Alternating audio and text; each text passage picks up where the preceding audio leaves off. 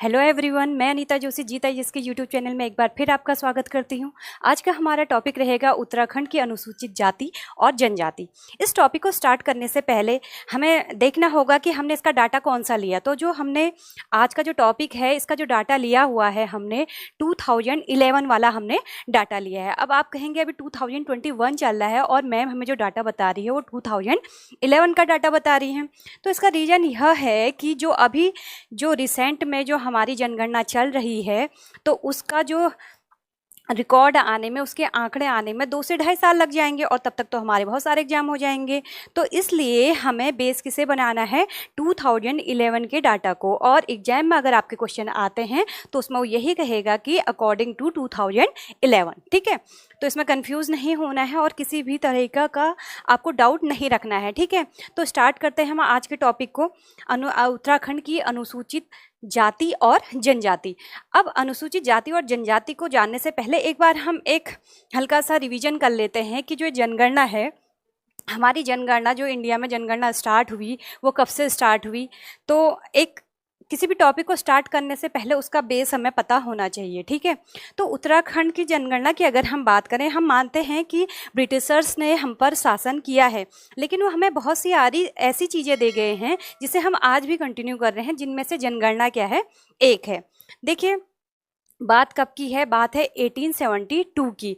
उस समय जो है हमारे यहाँ पर लॉर्ड मियो थे, तो उन्होंने क्या है जनगणना की स्टार्टिंग की थी। अगर आपसे कहा जाता है कि इंडिया में जनगणना की स्टार्टिंग कब हुई, तो आपकी जनगणना की स्टार्टिंग कब हुई है, 1872 से। ठीक है, अब उसके बाद जब उन्होंने जनगणना की और उसके बाद इसको छोड़ दिया। ठीक है, छोड़ दिया। अब उन्होंने देखा कुछ टाइम बाद कि देखिए पॉपुलेशन बढ़ रही है, कुछ लोग मर भी रहे हैं, लेकिन ये जो डाटा है हमारा, वो क्या है, जो डेटा है हमारा वो कांस्टेंट नहीं है।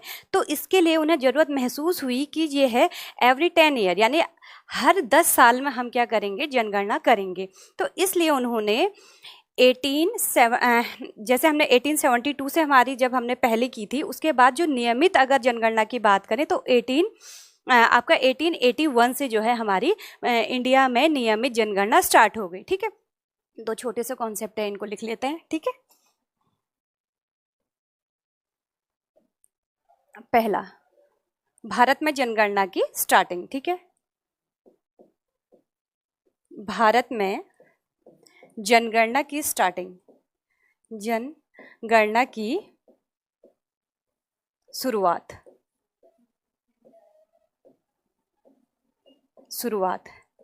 कब हुई, 1872 में। किसके टाइम पे हुई, लॉर्ड मियो के टाइम पे।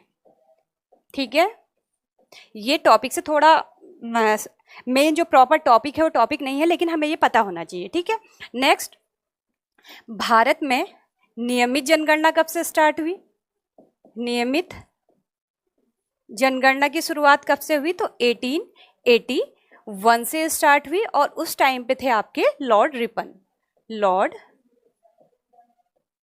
रिपन के टाइम पे। ठीक है, ये तो बेसिक चीजें हो गई हमारी।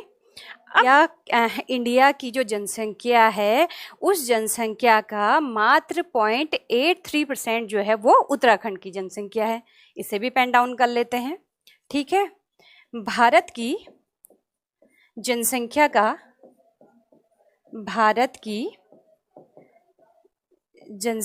का मात्र कितना, 0.83% क्या है, कहाँ की जनसंख्या है, उत्तराखंड की जनसंख्या, पॉपुलेशन है। ठीक है, ये हम केवल मेन जो हमारा टॉपिक है वहां तक पहुंचने की कोशिश कर रहे हैं यहाँ पर, अभी हमारा मेन टॉपिक स्टार्ट नहीं हुआ। अब उत्तराखंड की जो जनसंख्या है, उत्तराखंड की कुल जनसंख्या में पुरुषों की परसेंटेज कितनी है। ठीक है, पुरुष परसेंटेज कितनी है, 50.97%। अब बात करते हैं महिलाओं की कितनी परसेंटेज है। अब हमारा 100 में से 50.97 आपका पुरुषों की परसेंटेज निकल गई, तो महिलाओं की परसेंटेज क्या हो जाएगी भाई, महिलाओं की बहुत इजी हो गया, हम इसे क्या कर देंगे 100 में से माइनस कर देंगे तो ये हमारा आ जाएगा 49.03। क्या आ जाएगा हमारा 49.03%। अब ये हो गई बात, जो उत्तराखंड की जो पॉपुलेशन है उसमें मैन कितने हैं, मैन का परसेंटेज कितना है मेंस का, और वुमेन्स का परसेंटेज कितना है। अब हम बात कर लेते हैं जो उत्तराखंड के जो डिस्ट्रिक्ट है कहाँ जनसंख्या सबसे ज़्यादा है और कहाँ जनसंख्या सबसे कम है। ठीक है, तो यूके में सबसे अधिक जनसंख्या वाला जिला, हम 3-3 लेके चलते हैं, ठीक है। अधिक जनसंख्या वाला जिला, तो गैस करिए कौन सा होगा। सबसे अधिक जनसंख्या वाला उत्तराखंड का जो जनसंख्या सबसे ज्यादा पॉपुलेशन है वो है हरिद्वार में। कहाँ है, हरिद्वार में, ठीक है। सेकंड नंबर में है आपका देहरादून, देहरादून, और थर्ड नंबर में आपका आता है उधम सिंह नगर। अब आप सोच रहे होंगे कि ये जो डिस्ट्रिक्ट है इनमें जनसंख्या ज़्यादा क्यों है। देखिए, सब चीज़ लर्न करने से नहीं होगा, कुछ कॉन्सेप्ट हमें देख के समझ के ये हमें करना पड़ेगा, क्योंकि इतनी सारी चीज़ें लर्न करना पॉसिबल नहीं है। देहरादून क्या है, तीर्थ स्थान है, गंगा नदी है वहाँ पर लोग रिलीजियस वे में ज़्यादा रहते हैं। मैदानी इलाका है, उपजाऊ इलाका है, पहाड़ी एरिया से मैदानी जो रीजन होता है वहाँ पर रहना पसंद करते हैं। तो इसलिए जो है जो हरिद्वार वाला एरिया है यहाँ पर पॉपुलेशन सबसे ज़्यादा है। उसके बाद देहरादून, ये भी मैदानी एरिया है, उपजाऊ एरिया है, सारी फैसिलिटी है यहाँ पर, ठीक है। आपको शिक्षा की, स्वास्थ्य की, यही सारी फैसिलिटी तो देखते हैं लोग, ठीक है, तो यहाँ पर है। उसके बाद उधम सिंह नगर, यह भी क्या है, मैदानी एरिया है, जहाँ की जनसंख्या जो है, अगर जनसंख्या वाइज हम देखें तो उत्तराखंड में सबसे पहले नंबर पर हरिद्वार, फिर देहरादून और फिर उधम सिंह नगर, ठीक है। अब उत्तराखंड में सबसे कम जनसंख्या वाले जिलों की अगर हम बात करें तो जिस हिसाब से, जिस अकॉर्डिंग, जैसे जो जिले बने हैं उसके अकॉर्डिंग देखें, जो सबसे लास्ट में बने उन जिलों का नाम ले लेते हैं। इसमें क्या आ जाएगा आपका रुद्रप्रयाग, पहले नंबर में सबसे कम जनसंख्या कहाँ है, रुद्रप्रयाग में है। सेकंड नंबर की अगर हम बात करते हैं तो सेकंड नंबर पर हमारा क्या आ जाएगा, चंपावत आ जाएगा, चंपावत। और थर्ड नंबर पर हमारा आ जाएगा बागेश्वर, ठीक है, बागेश्वर। अब ये जनगणना वाला जो टॉपिक है इसकी हम बस इतनी ही यहाँ पर चर्चा करेंगे, क्योंकि यह टॉपिक जो है हमारा जो मेन कंटेंट है उससे हटके है, लेकिन उसको स्टार्ट करने से पहले एक बेस बनाना तो जरूरी था, और इम्पोर्टेंट फैक्ट भी हैं जो आपको क्लियर होने चाहिए, ठीक है। तो ये होगी हमारी जनगणना 2011 की, बस मेन बस छूते हुए चली हूँ, ठीक है। अब इसके बाद इस टॉपिक पर हम कभी और बाद में चर्चा करेंगे, ठीक है। अभी जो अब हमारा मेन जो कंटेंट है उसे हम देखते हैं, ठीक है। तो हमारा टॉपिक है आज का उत्तराखंड की अनुसूचित जातियां और जनजातियां, ठीक है। तो पहले बात करते हैं अनुसूचित जो हमारी जातियां हैं उनके बारे में हम डिस्कस कर लेते हैं। देखिए, उत्तराखंड की जो जनसंख्या है उसमें अगर हम एसटी और एससी का कंबाइन रूप से अगर हम बात करें परसेंटेज की, तो वो परसेंटेज हमारी कितनी है, ये परसेंटेज है हमारी 21.65%, ठीक है। ये कंबाइन है एसटी और एससी, ठीक है। एससी मीन्स शेड्यूल कास्ट और एसटी मीन्स शेड्यूल ट्राइब्स, ठीक हो गया। अब उसके बाद अगर हम सेपरेटली बात करें किसकी, एससी की, अनुसूचित, किसकी, अनुसूचित जाति की अगर हम बात करें, शेड्यूल कास्ट की अगर बात करें सेपरेटली, तो उत्तराखंड की जो जनसंख्या है उसका 18.8% भाग जो क्या है हमारी अनुसूचित जाति यानी शेड्यूल कास्ट की है। क्लियर हो गया, ठीक है। पहले इसको पॉइंट टू पॉइंट लिख लेते हैं। और यह सब जो डाटा है यह किसके अकॉर्डिंग है, 2011। ये मैं बार बार नहीं लिखूंगी कि 2011 के अकॉर्डिंग उत्तराखंड में इतने एसटी हैं, इतने एससी हैं, बार बार नहीं कहूँगी, क्योंकि मैंने स्टार्टिंग बता दिया है कि जो ये आज का जो टॉपिक है इसका जो बेस रहेगा वो क्या रहेगा, 2011 का डाटा, ठीक है। अब देखिए उत्तराखंड की अनुसूचित जातियाँ, तो मैंने क्या कहा आपसे कि जो उत्तराखंड की अनुसूचित जातियां हैं इसमें सबसे पहले 2011 की जनगणना के अकॉर्डिंग भारत की जनसंख्या के, भारत की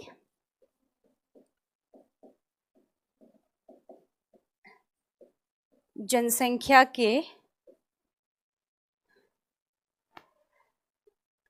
कितना परसेंट, 21.65% क्या है, SC प्लस ST है। ठीक है,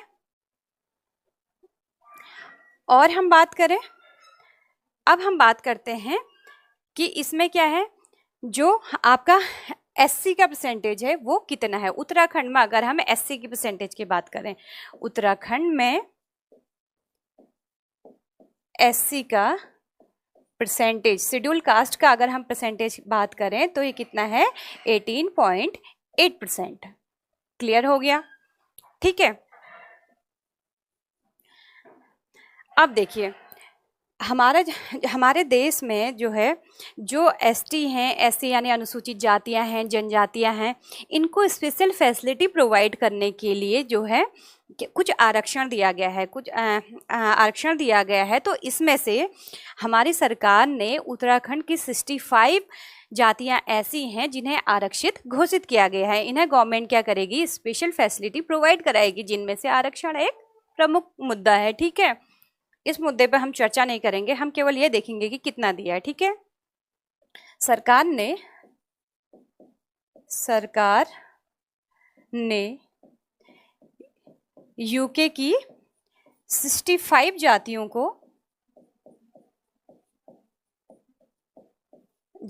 को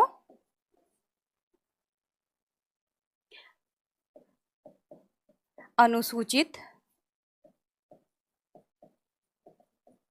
जाति का दर्जा दिया है, जाति का दर्जा दिया है। ठीक है, अब हम देख लेते हैं इसके बाद शिक्षा का स्तर क्या है भाई इनका। ठीक है, शिक्षा परसेंटेज में अगर हम बात करें, ठीक है, औसत कितना है, पहले हम औसत देख लेते हैं। औसत शिक्षा की अगर हम बात करें तो औसत यानी कि इसमें महिला भी आएंगी आपकी और पुरुष भी आएंगी, तो हमारी जो औसत परसेंटेज है वह है आपकी 74.4%। ठीक है, इसमें से पुरुष की परसेंटेज कितनी है, जो आपके मेल हैं उनकी साक्षरता कितनी है।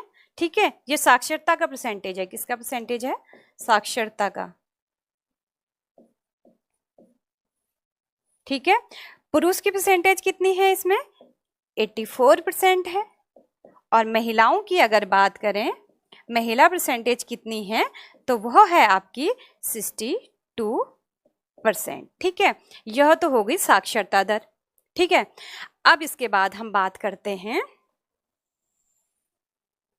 ठीक है, अब इसके बाद हम क्या बात करते हैं कि जो उत्तराखंड है, उत्तराखंड में जो आपकी अनुसूचित जाति हैं उसके लिए विधानसभा में यानी लेजिस्लेटिव असेंबली में, इसके अलावा लोकसभा में, और गवर्नमेंट की जो सेवाएं हैं, आपकी जो सरकारी नौकरियां हैं, उनमें कुछ आरक्षण फिक्स किया गया है। ठीक है, तो क्या कितनी आरक्षित सीटें हैं उनके बारे हम चर्चा करते हैं। तो उत्तराखंड में जो लेजिस्लेटिव असेंबली यानी विधानसभा है, उसमें अनुसूचित जाति यानी आपकी जो शेड्यूल कास्ट हैं उनके लिए कितना परसेंट, इनके लिए आपका 13 सीटें रिजर्व की गई हैं। ठीक है,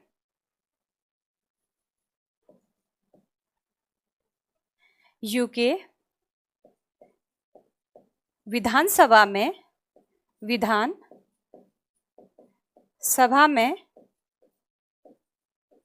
SC के लिए, SC लोगों के लिए कितने परसेंट सीट रिजर्व, कितनी सीटें रिजर्व की गई, परसेंट नहीं है, 13 सीटें रिजर्व की गई हैं, 13 सीटें रिजर्व की गई हैं। ठीक है, दूसरा, अब यूके में लोकसभा के लिए SC का जो आरक्षण है या आरक्षित जो सीट है उसका नंबर है एक सीट। ठीक है, और ये कहां से है, अल्मोड़ा से। अल्मोड़ा से, ठीक है। अब नेक्स्ट हम देखते हैं जो उत्तराखंड की जो हमारी राज्य सेवाएं होती हैं उसमें एससी के लिए कितना परसेंटेज है, तो कितना परसेंटेज है उसके लिए 19% का रिजर्वेशन है, ठीक है। राज्य सेवाओं के लिए, राज्य सेवाओं के लिए एससी परसेंटेज कितना है, यानी जो एससी हैं उनके लिए आरक्षण कितना है आपका 19% का आपका आरक्षण है, ठीक है। अब एक चीज यहाँ पे छूट गया है, जो एससी हैं इनका लिंगानुपात कितना है, ये भी हम देख लेते हैं।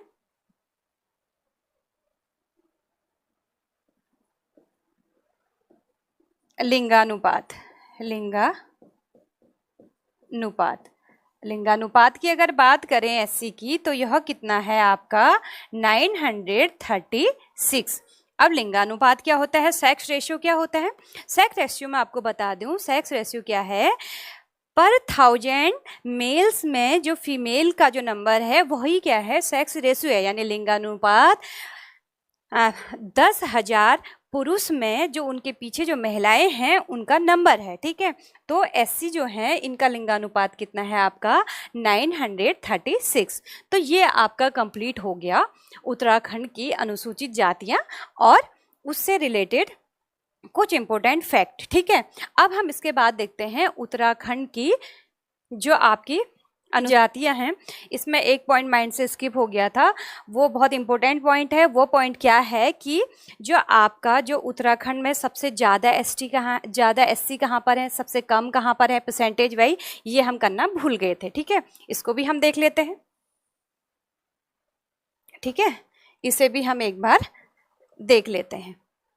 तो अगर हम डिस्ट्रिक्ट वाइज करें तो हम देखते हैं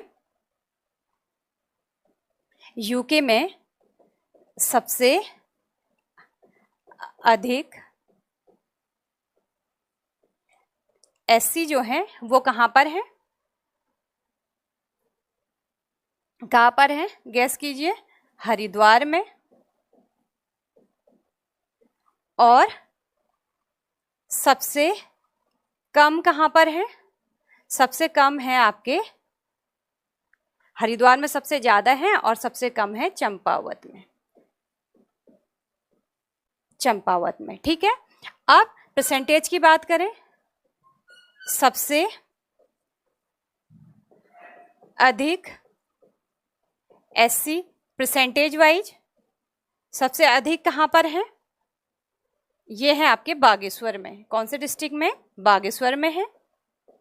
और सबसे कम की बात करें, सबसे कम एससी परसेंटेज की अगर हम बात करें तो यह है आपके देहरादून में, देहरादून में, ठीक है। ये भी आपका इंपॉर्टेंट पॉइंट है, ठीक है। अब हम देखते हैं इसके बाद उत्तराखंड की प्रमुख अनुसूचित जनजातियां। अभी हमने क्या पढ़ा था, उत्तराखंड की अनुसूचित जातियां यानी शेड्यूल कास्ट पढ़ा था। अब हम देखते हैं उत्तराखंड की अनुसूचित जनजातियां यानी शेड्यूल ट्राइब्स, ठीक है।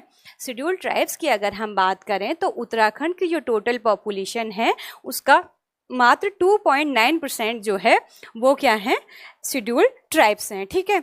इसमें वैसे तो बहुत सारी जातियां हैं लेकिन जो मेन जातियां हैं वो कितनी हैं, केवल 5 जातियां हैं।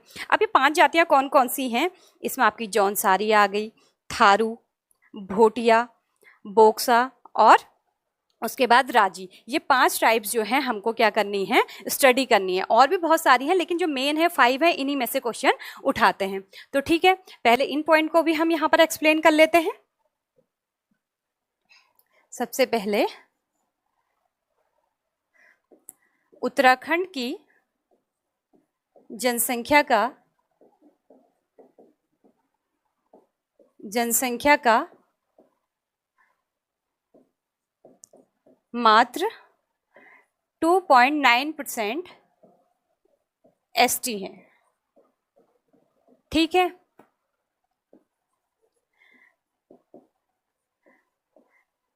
प्रमुख जातियां जो हैं इसमें कौन कौन सी हैं, फर्स्ट है आपकी थारू, सेकंड जौनसारी,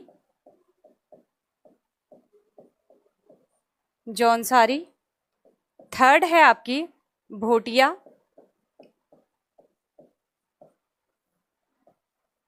फोर्थ है आपकी बोक्सा या बाक्सा, दोनों आप प्रोनाउंशिएट कर सकते हैं इसे, कहीं पर बोक्सा लिखा है और कहीं पर बाक्सा, ठीक है, बाक्सा। और फिफ्थ है हमारी राजी, ठीक है। ये हैं आपके शेड्यूल ट्राइब्स, जो प्रमुख जो शेड्यूल ट्राइब्स है कौन कौन से हो गए, थारू, जौनसारी, भोटिया, बाक्सा और राजी, ठीक है। अब देखिए इसके बाद अब हम बात करते हैं इनकी साक्षरता की, ठीक है। साक्षरता की हम बात करें तो औसत साक्षरता कितनी है भाई, इनकी जो औसत साक्षरता है वह कितनी है, हम 73.9%। पुरुषों की साक्षरता अगर हम बात करें 83%, और अगर महिलाओं की बात करें, महिलाओं के परसेंटेज की बात करें तो यह है हमारा 62%। इसमें थोड़ा कन्फ्यूजन हो रहा है जनजाति और जाति वाले में, तो इसमें भी एक बार देख लेती हूँ मैं, ठीक है, जो मैंने आपको परसेंटेज बताई, ठीक है। इसमें यहाँ पर होगा आपका 64 होगा, ठीक है, इसको हम करेक्शन कर लेते हैं, 64 है, ठीक। ये देखिए ये तो हो गई इनकी साक्षरता। अब हम देखते हैं लिंगानुपात। लिंगानुपात, अभी सेक्स रेशियो मैंने आपको एक्सप्लेन किया था। लिंगानुपात की अगर हम बात करते हैं तो यह कितना है, पर थाउजेंड कितना है, ये 936 हमने वहां बताया था, उसका उल्टा कर लेते हैं 63, ठीक है। ये है इनका लिंगानुपात। अब सबसे ज्यादा, अब देखते हैं कि सबसे ज्यादा एसटी कहां पर है और सबसे कम कहां पर है, ठीक है। तो यूके में सबसे अधिक एसटी वाला जिला कौन सा है, उधम सिंह नगर, उधम सिंह नगर है, ठीक है। और सबसे कम एसटी वाला जो जिला है वह कौन सा है, यह है रुद्रप्रयाग, रुद्रप्रयाग, ठीक है। अब इसके बाद परसेंटेज में देख लेते हैं, सबसे अधिक परसेंटेज वाला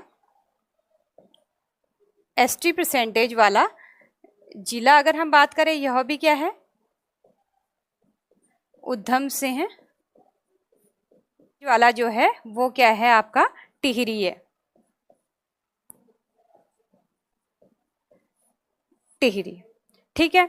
अब इसके बाद हम देखते हैं कि विधानसभा में कितनी सीटें हैं, और लोकसभा में तो नहीं है, विधानसभा में कितनी सीटें हैं इसके लिए, और इसका आरक्षण कितना % है, ठीक है। तो सबसे पहले हम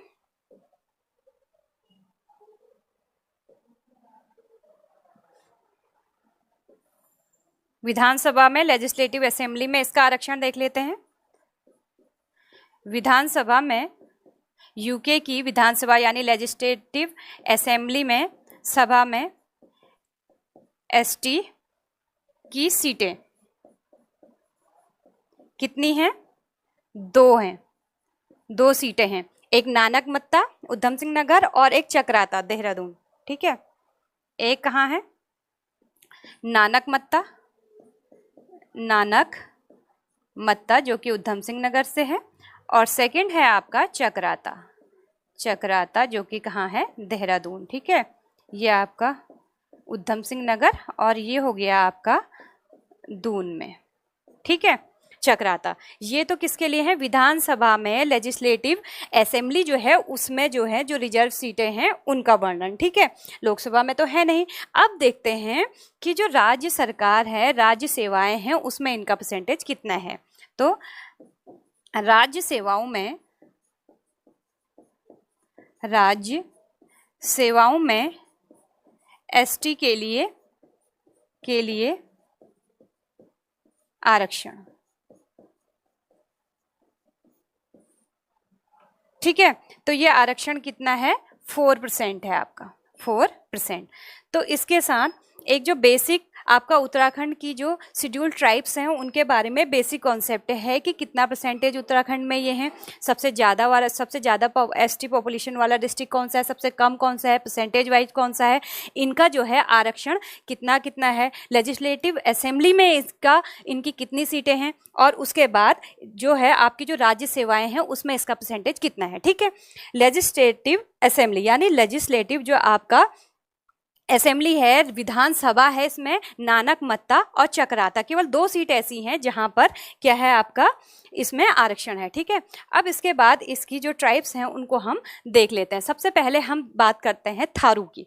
ठीक है, थारू की अगर हम बात करें तो इस शेड्यूल्ड ट्राइब्स में हमारे आते हैं, और उत्तराखंड की सबसे बड़ी जो शेड्यूल्ड ट्राइब्स में सबसे ज़्यादा जो है वो कौन सी जनजाति है, ये जनजाति वो है थारू। ठीक है, उसके बाद अगर हम बात करें इसके विस्तार की और कहाँ पर सबसे ज़्यादा ये लोग होते हैं तो उधम सिंह नगर वाले एरिया में। कहाँ पर हैं ये, आपके उधम सिंह नगर वाले एरिया में। ठीक है, यहाँ पर देखिए मैप के थ्रू मैं आपको बताना चाह रही हूँ, ये आपका उधम सिंह नगर है, और उधम सिंह नगर में ही जो है इसके 141 गांव हैं। ठीक है, कितने, 141 गांव हैं इसके उधम सिंह नगर में। ठीक है, उधम सिंह नगर में इसके कितने गांव हैं, 141 गांव में इसका क्या है विस्तार है। और उधम सिंह नगर में भी कौन कौन सी जगहों पर आपका, सितारगंज, नानक मत्ता, खटीमा। ठीक है, सितारगंज, नानक मत्ता, खटीमा, और ये सारी जगह हैं किच्छा। तो यहाँ पर क्या है, इसकी जो मोस्टली जो इसकी प्रजातियां हैं, जो शेड्यूल्ड ट्राइब्स हैं, ये यहाँ पर इस एरिया में ये ज़्यादा मिलते हैं। इसके साथ साथ हम ये नहीं कह सकते केवल उधम सिंह नगर में या आपके उत्तराखंड में ही ये ट्राइब्स है, बल्कि हम कह सकते हैं कि जैसे इंडिया की अगर हम बात करें तो इंडिया में ये उत्तर प्रदेश में, बिहार के चंपारण और नेपाल में भी आपको शेड्यूल्ड ट्राइब्स जो थारू है यह आपको देखने को मिलती है। ठीक है, अब यह क्या है, उत्तराखंड की यह यूके की सबसे बड़ी शेड्यूल्ड ट्राइब्स है। ठीक है, अब जो ये शेड्यूल्ड ट्राइब्स हैं ये खुद को किरातू का वंशज मानते हैं। ठीक है, किसका वंशज मानते हैं, ये मानते हैं खुद को किरातू का वंशज, किरातू का। और इसमें से कुछ लोग कहते हैं कि यह महाराणा प्रताप के वंशज हैं। किसके वंशज हैं, महाराणा प्रताप के वंशज खुद को मानते हैं। ठीक है, ये महाराणा प्रताप के वंशज भी खुद को मानते हैं। ठीक है, अब देखिए, अब एरिया मैंने बता दिया कि किस एरिया में ये रहते हैं, और उसके बाद मैंने बता दिया कि ये जो है अपने को किरातू का वंशज मानते हैं, और कुछ लोग जो है अपने को किसका वंशज मानते हैं, महाराणा प्रताप का वंशज मानते हैं। अगर इनके खान पान की बात करें तो इन खान पान की अगर बात करें तो इनका प्रमुख जो खाद्य है वह क्या है, मछली और चावल, मछली और चावल इनका प्रमुख खाद्य है। और पेय जो है, पेय में इनका प्रमुख पेय क्या है, तंबाकू और साथ में मदिरा। तंबाकू और मदिरा जो है इसके क्या हैं, फेमस पेय हैं। ठीक है, प्रमुख पेय है इसकी। देखिए जो यहाँ पर विवाह संस्कार है, अगर हम बात करें इनके विवाह संस्कार की, तो इसमें क्या होता है कि एक दूसरे से समझौता करके मीन्स दोनों पक्ष के लोग एक दूसरे से समझौता करके अगर विवाह करते हैं तो उसको पक्की पौड़ी कहते हैं। ठीक है, दोनों पक्षों के समझौते से अगर विवाह होता है, दोनों पक्षों के समझौते द्वारा हुआ विवाह, समझौते द्वारा हुआ जो विवाह है इसे कहते हैं पक्की पौड़ी। क्या कहते हैं? पक्की पौड़ी। ठीक है, वैसे नाम उटपटांग सा लग रहा है, लेकिन अगर जो लोकल लैंग्वेज है उसके बिहाफ पर देखें तो थोड़ा बहुत क्या है, मैचिंग करता हुआ है। ठीक है, और इसमें क्या होता है, विधवा विवाह का भी प्रचलन है। ठीक है, किसका प्रचलन है? विधवा विवाह का, विधवा विवाह का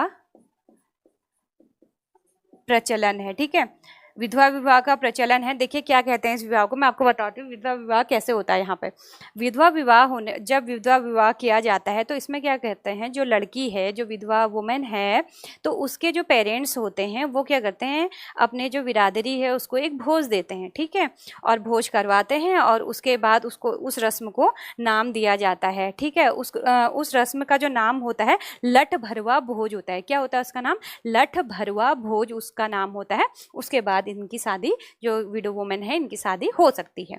तो ठीक है, विधवा विवाह प्रचलन है। इसमें मैं पूरा नहीं लिख रही हूँ यहाँ पर कि भोज कराए जाते हैं, तो इस भोज का मैं नाम लिख देती हूँ जिसका नाम है लठ भरवा, लठ भरवा भोज। बहुत ही इंटरेस्टिंग टॉपिक है और इसमें से क्वेश्चन आते भी हैं। जो ये टर्म है ना, इन टर्म से उठा के क्वेश्चन पूछते हैं आपसे। ठीक है, तो यह हो गया इनका विवाह संस्कार। ठीक है, अब इसके बाद देखते हैं इनका आवास कैसा है, इनकी आर्थिक स्थिति का स्कोप क्या है, मतलब जो इनकी इकोनॉमी है वो कैसे चलती है। ठीक है, इसके बारे में भी हम डिस्कस करते हैं। ठीक है, अब हम देखिए मैंने यहाँ पर एक पिक्चर आपको शो करने के लिए दिखाया हुआ है। ये हैं हमारे थारू प्रजाति के लोग। ठीक है, ये थारू प्रजाति के लोग हैं। और अब हम बात करते हैं जो थारू प्रजाति के लोग हैं इनका आवास कैसा है, कैसी जगहों पर रहते हैं। ठीक है, आवास की अगर हम बात करें तो यह अपना घर जो है पत्तियों से, लकड़ियों से और जो सॉफ्ट टहनियाँ होती हैं उनसे बनाते हैं। और साथ में इसके साथ जो है यह इनका मतलब फेमस चीज़ क्या होती है कि जहाँ पर इनका घर बना रहेगा वहाँ पर पशुवाड़ा भी ये जरूर बनाएंगे। ऐसा नहीं कि जहाँ पर खुद रहते हैं वहीं पर पशुओं को भी रखेंगे, नहीं, ऐसा नहीं है। पशुवाड़ा भी बनाते हैं और अपने घर के सामने जो है पूजा स्थल भी ये बनाते हैं। ठीक है, तो आवाज किसका बन रहा है भाई इनका?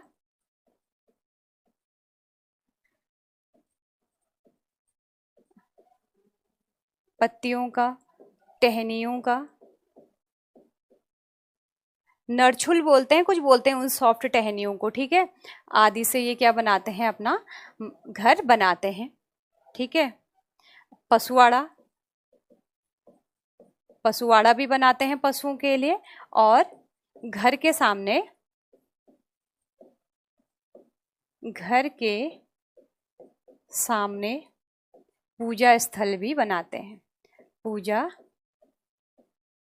स्थल भी बनाते हैं। ठीक है, अब इनका समाज कैसा है, इनका समाज कैसा है? ठीक है, आप देखिए मैंने आपको एक पिक्चर यहाँ पर शो किया हुआ है। आप इस पिक्चर में देखिए, इन वुमेन्स को देखिए, आपको साफ साफ पता चल रहा होगा कि यहाँ पर जो है वुमेन की स्थिति बहुत अच्छी है। देखिए क्या उनकी वेशभूषा है, किस तरीके से उनका पहनावा है, कितनी उनने ज्वेलरी पहनी हुई है। तो इस समाज में जो है महिलाओं को बहुत अधिक सम्मान दिया गया है, महिलाओं का स्थान उच्च रखा गया है। तो हम कह सकते हैं कि जो हमारे थारू प्रजाति के लोग हैं, यहाँ पर जो समाज है वो मातृ सत्तात्मक समाज है। कैसा समाज हो जाएगा हमारा? मातृ सत्तात्मक समाज। ठीक है, अब इनकी इकोनॉमिक,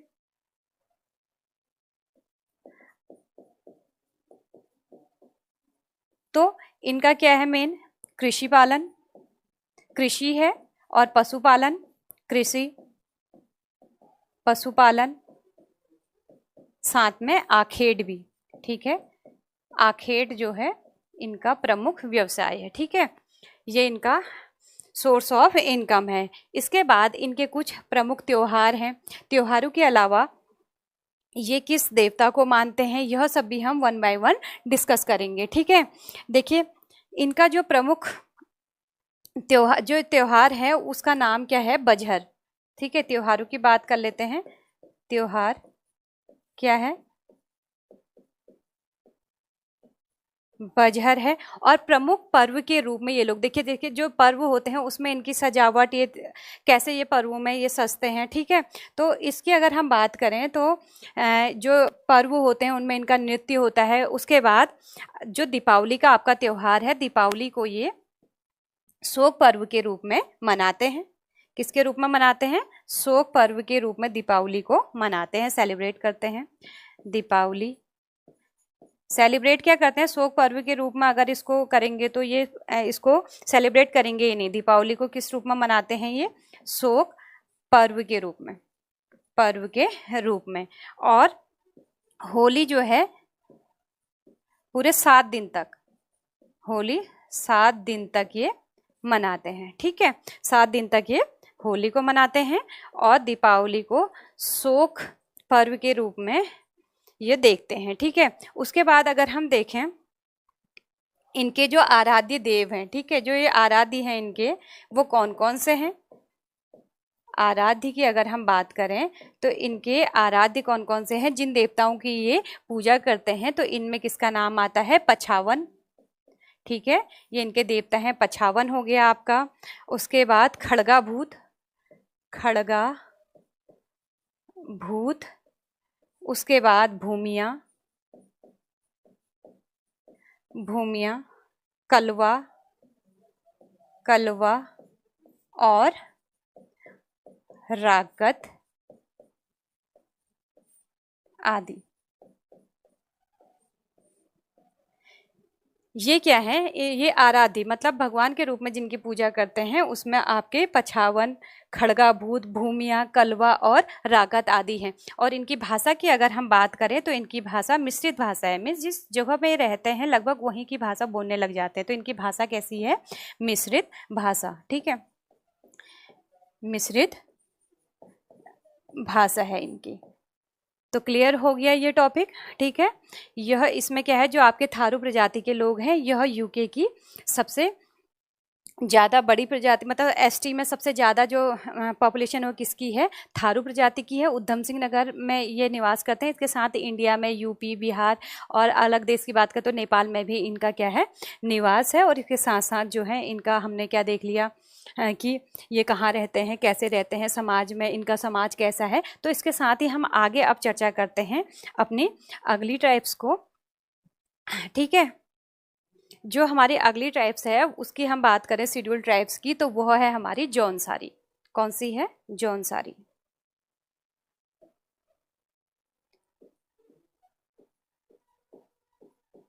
जौन सारी। ठीक है, ये हमारी सेकंड। अब जैसे मैंने आपको बताया जो थारू है यूके में सबसे ज़्यादा शेड्यूल ट्राइब्स की अगर बात करें तो थारू की है। तो ऐसे ही सेकंड नंबर पे किसका नंबर आता है, जो आपकी जौनसारी शेड्यूल ट्राइब्स है ये आते हैं। अब ये इनका निवास स्थान कहाँ है, इनका विस्तार कहाँ है, तो यह रहते हैं देहरादून वाले एरिया में। इनका जो सबसे ज़्यादा विस्तार है वो कहाँ पर है, देहरादून में है। ठीक है, ये आपका देहरादून है। ठीक है, देहरादून में। और यहाँ पर अगर हम देखें,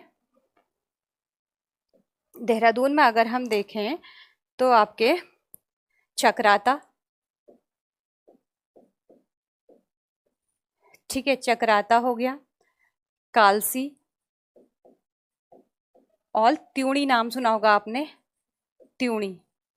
इन 3 जगहों पर ये क्या है, स्पेशली निवास करते हैं। और यहाँ पर लगभग 358 जो है राजस्व गांव जो है इनके अभी प्रेजेंट में है। कितने, 358 राजस्व गांव इसके इनके कहाँ है, चक्राता में, कालसी में, त्यूणी में।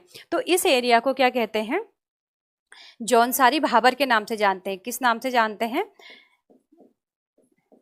जौनसारी भाबर के नाम से इसे जानते हैं। अब देखिए, अगर आप भाबर की बात करें कि भाबर क्षेत्र किसको कहा जाता है, तो लघु हिमालय में, देखिए लघु हिमालय के उत्तर पश्चिमी क्षेत्र को, किसे, उत्तर पश्चिमी क्षेत्र को,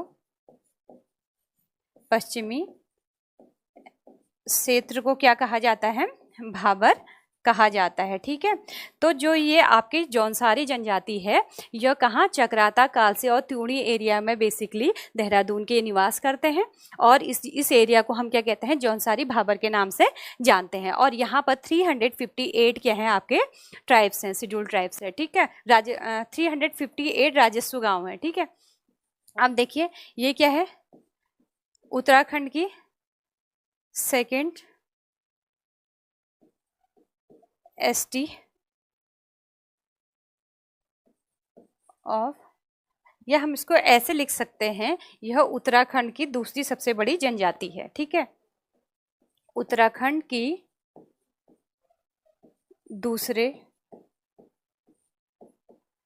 नंबर की सबसे बड़ी, पहले नंबर की तो थारू है, दूसरे नंबर की ये हो जाएगी, दूसरे नंबर की सबसे बड़ी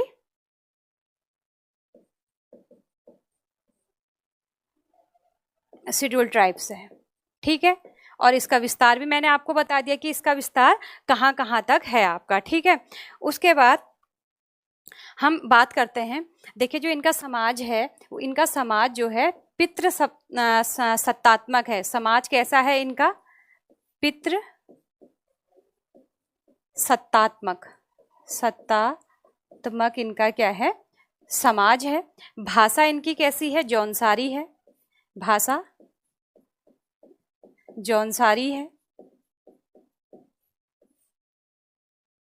और ये अपने को किसका वंशज कहते हैं, पांडवों का वंशज ये कहते हैं। ठीक है, स्वयं को पांडवों का वंशज कहते हैं, वंशज कहते हैं। और विवाह की अगर हम बात करें, तो यहाँ पर जो विवाह होता है ना, वो बहुपति विवाह होता है। क्या होता है, बहुपति विवाह यहाँ पर होता है, जिसे पांडव विवाह के नाम से भी जाना जाता है, इस विवाह को। ठीक है, इसके बाद अगर हम इनका वर्ग विभाजन करें, क्या करें, इनका वर्ग विभाजन करें। ठीक है, वर्ग विभाजन करें तो इसे 3 श्रेणियों में बांटते हैं। ठीक है, पहला खासस, सेकंड है आपका कारीगर, और थर्ड है आपका हरिजन खासस, हरिजन खासस। ठीक है, जो खासस है आपका ये उच्च श्रेणी मानी गई है, और जो हरिजन खासस है इसको क्या माना गया है, निम्न श्रेणी इन लोगों में माना गया है। ठीक है, ये तो इनका है वर्ग विभाजन। अब हम बात कर लेते हैं जो इनके कुछ, जैसे ये एक खास अपने आराध्य देव को मानते हैं, तो इनके जो आराध्य देव हैं प्रमुख आराध्य, ये किसको मानते हैं अपना आराध्य, मसाहू को मानते हैं। किसे मानते हैं, मसाहू को। जैसे हमारे देवी देवता होते हैं ना, राम कृष्ण महादेव, ऐसे तो इनका जो आराध्य देव है ये किसे मानते हैं, ये मानते हैं महासू को। किसे मानते हैं, महासू को ये अपना आराध्य देव मानते हैं। और उसके बाद अगर हम बात करें तीर्थ स्थान की, तो ये अपना तीर्थ कहाँ मानते हैं, हनेली, जो कि दून में है। कहाँ पर है ये, दून में स्थित है। ठीक है, दून में। और इसके साथ साथ जो इनका प्रमुख त्योहार ये मानते हैं, ये अपना प्रमुख त्योहार किसको मानते हैं, जागड़ा बड़े अजीब से नाम है, लेकिन ये नाम जो है आपके ये एग्जाम पॉइंट ऑफ व्यू से क्या है, इम्पोर्टेंट हैं, ठीक है। तो इनके जो आराध्य देव है महासु हैं। तीर्थ स्थान हनेली मानते हैं, जो कि कहाँ पर है, दून में स्थित है। और जो इनका प्रमुख त्योहार है वो क्या है, जागड़ा है, ठीक है। अब मैंने यहाँ पर आपको बताया जो इनका समाज है वो पितृ सत्तात्मक है। देखिए कैसे है, ये अपने परिवार का मुखिया जो है, किसी जो परिवार का जो सबसे बड़ा मेल सदस्य होगा उसे क्या बनाते हैं, परिवार का मुखिया बनाते हैं। और यहाँ इनके जो संपत्ति का जो विभाजन होगा वो जो ये मुखिया हैं इनकी डेथ से पहले हो जाएगा। यानी जो संपत्ति विभाजन है इनका वो किससे पहले हो जाएगा, जो प्रमुख हैं उसकी डेथ से पहले हो जाएगा। तो समाज में जो है समाज जो है पितृसत्तात्मक है, क्योंकि परिवार का मुखिया भी किसे बना रहे हैं, मेल पर्सन को बना रहे हैं, संपत्ति का बंटवारा भी उन्हीं से रिलेटेड है। तो ये हो गई इनकी पितृसत्तात्मक जो प्रणाली है वो, ठीक है। और जो इनका जो वर्ग विभाजन है उसमें देखिए खासस है, कारीगर है, हरिजन है, इसे भी उच्च निम्न श्रेणी में माना गया है। अगर इनकी इकोनॉमी की बात करें ना, तो जो इनके जो खासस और कारीगर वाले जो लोग हैं ये बहुत ही संपन्न लोग हैं, इनकी अपनी ओन लैंड भी होती है, ठीक है। अब हम आगे देखते हैं। देखिए इनका यहाँ पर एक पिक्चर दिखाया गया है, जो ये कौन है, जौनसारी लोग हैं, ठीक है। ये जौनसारी हैं आपके। इनकी वेशभूषा देखिए, एक लंबा घाघरा जैसा इनने पहना है और क्या कहते हैं, ये हाथ में हाथ डाल के डांस कर रहे हैं। इससे पता चलता है कि जब इनके वहाँ कोई ओकेजन होता है या खुशी का माहौल होता है तो ये क्या करते हैं, नृत्य करते हैं। तो 1 बाय 1 इनको भी हम देख लेते हैं, ठीक है। विजयदशमी जो इनका जो त्योहारों के बारे में अगर हम बात कर ही रहे हैं तो इस बार इसको भी देख लेते हैं। पहले तो इनकी इकोनॉमी देखते हैं, ठीक है, आर्थिक, ठीक है। इनकी जो इकोनॉमी है मेन क्या है इनकी, कृषि, इनका कृषि, पशुपालन भी हो गई, पशुपालन। और जो इनका मुख्य जो इनका काम है वो क्या है, इनका ऊन से रिलेटेड, ठीक है,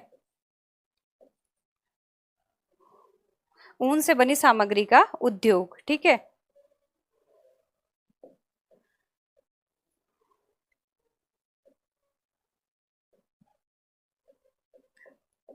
ऊन से बनी सामग्री का उद्योग, ऊन से बनी वस्तुएं, ठीक है।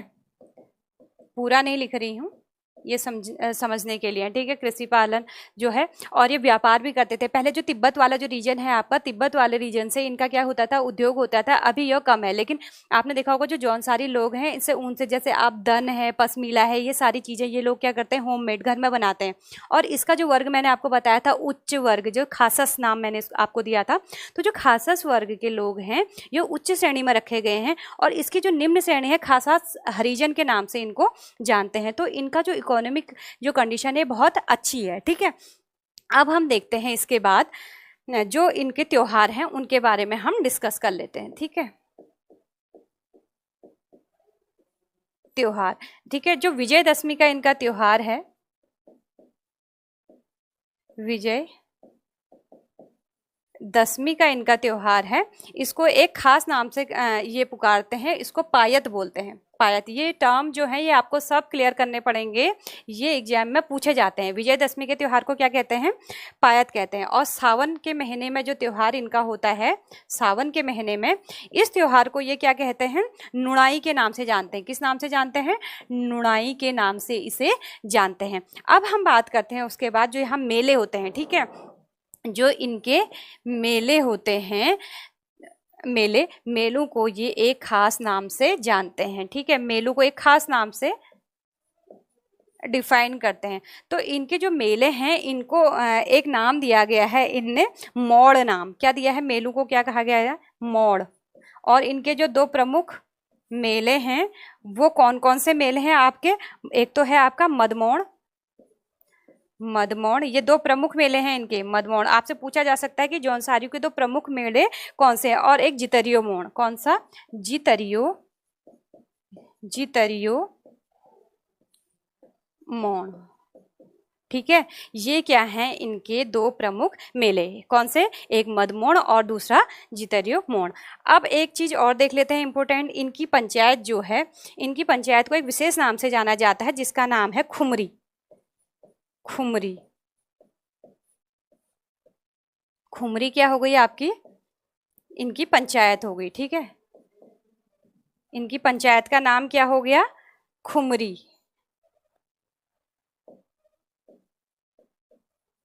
पंचायत, ठीक है। और जो इस खुमरी यानी इस पंचायत के जो मुखिया होंगे, मुखिया, उनको क्या कहा जाएगा? ग्राम सयाणा। ग्राम सयाणा के नाम से इनको जाना जाएगा, ठीक है। अब देखिए, जब हमने थारू जनजाति पढ़ी थी, थारू शेड्यूल्ड ट्राइब्स हमने पढ़ा था, तो थारू में मैंने कहा था कि दीपावली को एज ए शोक दिवस के रूप में देखते हैं। लेकिन वही इसका उल्टा, इसका उल्टा क्या है? यहाँ पर ये दीपावली को 1 महीने तक मनाते हैं, ठीक है। दीपावली का पर्व, दीपावली का पर्व, दीपावली का पर्व 1 माह तक मनाते हैं, 1 माह तक मनाते हैं, ठीक है। तो यह हमारा शॉर्ट में, और इसकी मेन चीज़ें जो हो गई हमने क्लियर कर ली हैं, जो कि एग्जाम पॉइंट ऑफ व्यू से इंपॉर्टेंट चीज़ें थी, उसके हर टर्म मैंने आपको यहाँ पर एक्सप्लेन कर दिए हैं, ठीक है। अब आप इसको रिवाइज करिए और एक बार ध्यान में रखें, इनको बहुत बारीकी से इनको आप देखेंगे तो आपको लर्न भी हो जाएंगे। इंटरेस्टिंग टॉपिक है और इसमें से क्वेश्चन आते ही आते हैं। आज जो है ये टॉपिक मैं यहीं तक कवर करूँगी। उसके बाद आपकी 3 ट्राइब्स और बचती हैं, एक भूटिया, दूसरा आपका बोक्सा और तीसरा आपकी राजी। ये 3 ट्राइब्स जो हैं मैं आपको नेक्स्ट वीडियो में कवर करूँगी। आशा है आपको ये वीडियो पसंद आया होगा, और इसके साथ ही अगले दिन इन 3 ट्राइब्स के साथ फिर मिलते हैं। तब तक के लिए धन्यवाद।